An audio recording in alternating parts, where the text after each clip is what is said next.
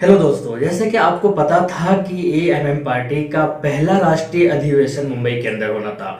2 दिवसीय राष्ट्रीय अधिवेशन था। इससे पहले इतिहास में कभी भी एएमएम पार्टी ने इस तरीके का राष्ट्रीय अधिवेशन नहीं मनाया था। इस तरीके का राष्ट्रीय अधिवेशन पर जो है लोग जमा नहीं हुए थे। इस राष्ट्रीय अधिवेशन के अंदर सारे एमपीज भी थे, सारे एमएलएज भी थे, सारे एमएलसीज भी थे और सारे वो उम्मीदवार, वे कैंडिडेट जो अपने अपने क्षेत्र से विधानसभा या लोकसभा में उम्मीदवार बन चुके थे और वो सारे ही प्रदेश अध्यक्ष जो फिलहाल प्रेजेंट है, यानी कि अलग अलग राज्यों के जो प्रदेश अध्यक्ष है, वो सारे लोग वहां पर पहुंचे हुए थे। इसी तरीके से जब शाम को सभा हुई थी तो उसके अंदर जो है सारे कार्यकर्ता भी वहां पर मौजूद थे। लेकिन जो चीजें हुई इन 2 दिनों के अंदर, उस चीज को मैं हाईलाइट करने की कोशिश करता हूं दोस्तों। सबसे पहली बात, जिस पॉइंट पर सबसे ज्यादा जोरदार तरीके से इंफेसिस किया गया है दोस्तों, उनमें से सबसे ज्यादा पॉइंट और खास पॉइंट वो ये है कि लोकसभा चुनाव 1 साल के आसपास का वक्त बचा हुआ है और लोकसभा चुनाव में किस तरीके से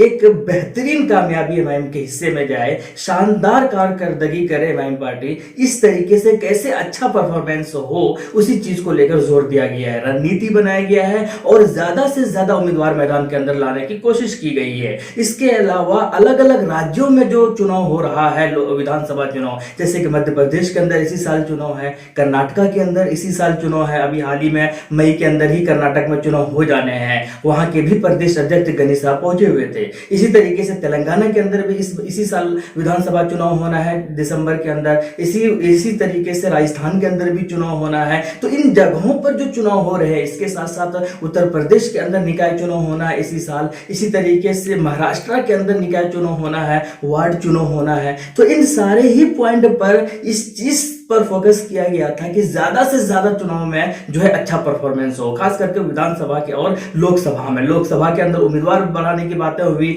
और विधानसभा में ज्यादा उम्मीदवार जीते।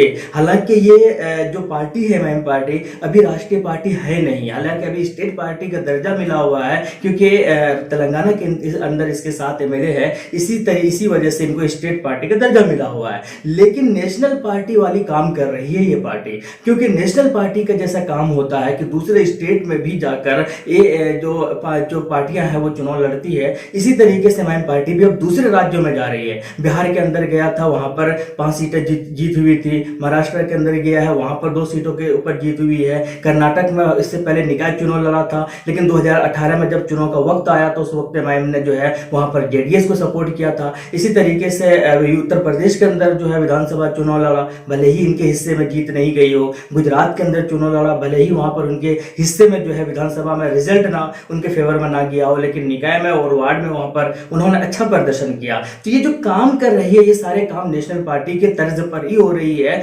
लेकिन इलेक्शन कमीशन ऑफ इंडिया के नजदीक ये राष्ट्रीय पार्टी है नहीं, नेशनल पार्टी है नहीं, क्योंकि इनको जितने एमएलए चाहिए दूसरे राज्यों में वो मिले नहीं है, या फिर जितने एमपीज चाहिए वो इनको मिले नहीं है, लेकिन काम इनका वैसा ही है। तो इस चीज के ऊपर खास करके ये फोकस किया गया है 2 दिन के अंदर कि ज्यादा से ज्यादा एमएलए निकल कर आए, ज्यादा से ज्यादा एमपीज निकल कर आए, और ये जो भीड़ जमा होती है एमआईएम की जो सदर असदुद्दीन ओवैसी साहब को सुनने के लिए, या इनके वीडियोस जो वायरल होते हैं सोशल मीडिया पर, या जो इनके फॉलोअर्स है, इनके चाहने वाले हैं, वो सब किस तरीके से वोट में कन्वर्ट करे, इस चीज को ऊपर फोकस किया गया है खास करके। और दो निकाय चुनाव वगैरह और आने वाले जो अपकमिंग चुनाव इलेक्शंस है, इन चीज को ऊपर फोकस किया गया है। एक बार फिर से मैं कहूंगा, इतिहास में ये पहली बार अधिवेशन मनाया गया था। इससे पहले मैम ने कभी भी इस तरीके का अधिवेशन नहीं बनाया, और इस तरीके से ये पहला अधिवेशन था, राष्ट्रीय अधिवेशन, और इसी तरीके से राष्ट्रीय अधिवेशन जो है अब हर साल मनाया जाएगा। और ये इतिहास में पहली बार हुआ था कि जितने भी